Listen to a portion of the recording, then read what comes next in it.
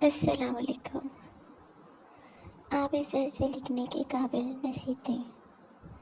نبی کریم صلی اللہ علیہ وآلہ وسلم نے فرمایا، تم حرام چیزوں سے بچو، سب لوگوں سے زیادہ عابد ہو جاؤ گے۔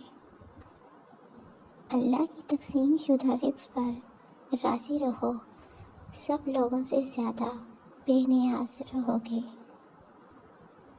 اپنے پڑوسی کے ساتھ احسان کرو، پکے سچے مومن رہو گے۔ دوسروں کے لیے وہی پسند کرو جو اپنے لیے پسند کرتے ہو، سچے مسلمان ہو جاؤ گے۔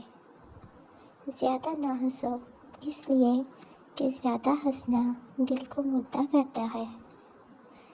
ترمذی 2305 حدیث احسن۔